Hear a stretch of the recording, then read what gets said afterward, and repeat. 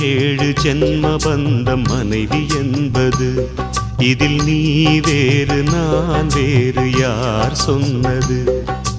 கல்யாணமே ஒரு தெய்வீகமே, சம்சாரமே அதன் சந்தோஷமே, ஒரு வானும் நிலவும் பிரிந்து வாழுமா? ஏழேழு ஜென்ம பந்தம் மனைவி என்பது, இதில் நீ வேறு நான் வேறு யார் சொன்னது?